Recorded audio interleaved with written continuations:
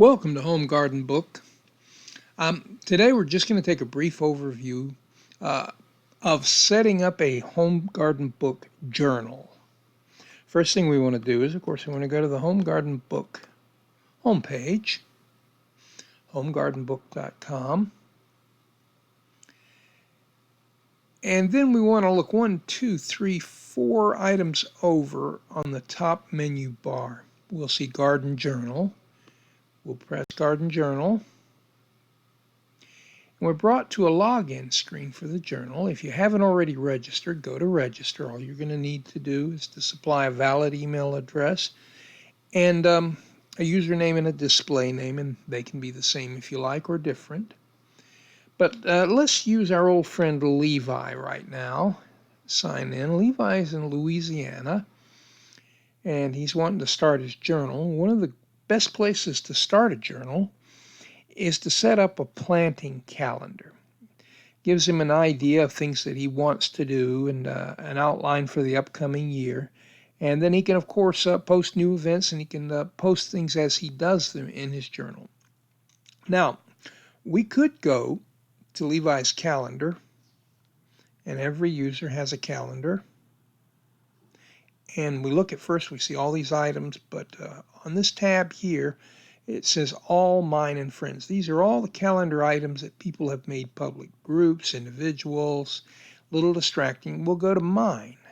And alas, poor Levi has nothing on his calendar, much like me. So Levi could start here and add events one by one. Or if he wanted to, and he belongs to a planting group, he could go here to groups and find his planting group, Louisiana Planting Group, right here. And he could come down to the group calendar, and he could go through the group calendar and decide what he wants to plant, and he could tick off and transfer those dates over to his calendar. Let's say Levi wants to plant some tomato seeds. He can plant some lettuce, some radishes, some bell pepper from seeds, some hot peppers, maybe some eggplants. And he's going down here in January, the schedule. He's looking for things he wants to do. Some carrots, that's always nice. And he goes to the next page, and English peas, lettuce. He chose lettuce, the first day to plant, to put on his calendar. So now he's going to choose lettuce, the last day to plant, because he wants to be reminded. He wants that on his calendar. And we'll go to February, and he chose carrots the first day to plant, so we're going to choose carrots on the last day to plant. Because Levi may not want to plant on the first day. He'll get a reminder before that, and then he may forget about it for a while, and he'll get another reminder before the window has passed. So we'll keep going. Let's see, nothing else there. We're all the way in February. Bell peppers, he said he wanted to plant those, and he chose the first day, so he'll now choose the last. We're down in March. Summer squash, that's always nice. And okra, definitely wants some okra. He lives in Louisiana. Cucumbers, yep, everybody wants some cucumbers. And tomato seeds, the last day to plant for spring. Since he chose the first day, he wants to know when the last day is, so it doesn't mess up. Why don't we just keep going, though? Let's just check. Let's just set the year. He's not obligated to plant, obviously, and he can change these items anytime he wants. Pumpkins, no. Now we come here, we have bell pepper plants. Before he chose seeds, let's assume he probably doesn't want to plant both plants and seeds. He's growing them from seeds, but he could. Eggplant plants, collards, let's choose collards. Now here's an interesting thing. Last frost date for Baton Rouge. Levi lives in Baton Rouge, and the frost date is a very important date to keep an eye on, and he's added this event to his calendar. And on here he decided some radishes. He chose the first day. He's also going to choose the last day. And peanuts, he doesn't live in Shreveport, so he doesn't care about the last frost date unless he has a friend that lives in Shreveport that doesn't have Home Garden Book. Tomato plants, hot pepper seeds. He chose that he wanted to plant them, so let's look at the last day for planting the hot pepper seeds. On down, nothing.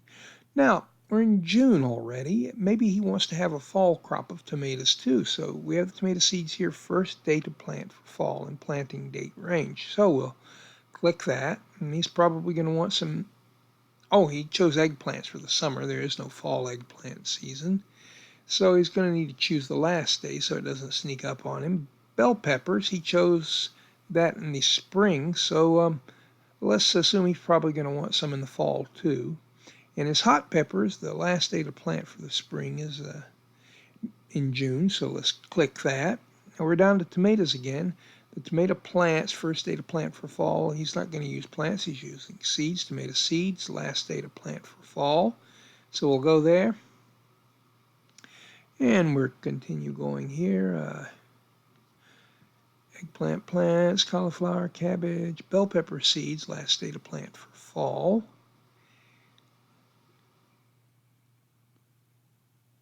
Through August, okra, last day to plant, definitely. We're already in August of next year. So let's go ahead and finish the year out. Let's plan next year here before we even start next year's journal. And beans, southern peas, bell pepper plants, Irish potato, summer squash. The last day to plant is summer squash. Comes down in almost fall. Notice what we're doing. We're also using this to kind of help us make our mind up to set what we want. We're not bound to follow it, but we have a good outline, and it's like looking through a catalog of sorts. And radishes, he grew some in the spring. He might as well grow some in the fall. If they don't work well, he may decide not to, in which case he can remove it from his calendar with just a click. And down here in collards, he chose those the first day, so we'll put them on there for the last day. And down October, November, radishes, he chose the first day, so he'll take the last day. Now remember, we chose the last frost for Baton Rouge, a very important date. This is a date that a lot of delicate plants can be moved outside from inside, or can be planted, period, when the last frost is over. First frost is a very important date as well, so we're going to check that, and it's going to be added to our calendar.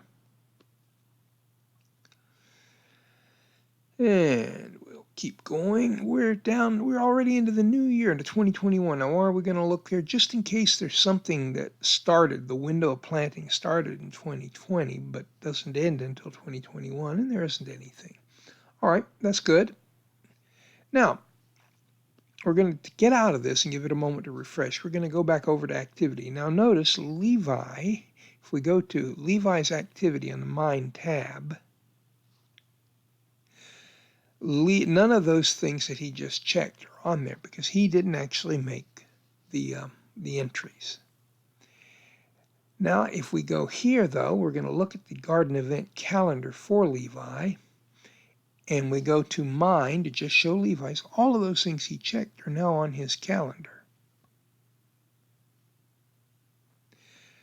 So he has a good, steady drumbeat of planting dates. He's going to get reminders. I didn't go over that, but every one of those group entries had a reminder date set. The group administrator would have probably set it. In this case, it was me, and I know that it was 14 days before the first day and 7 days before the last day. That can be adjusted. So Levi is all set now. He can go here, and he can add journal post as he wants.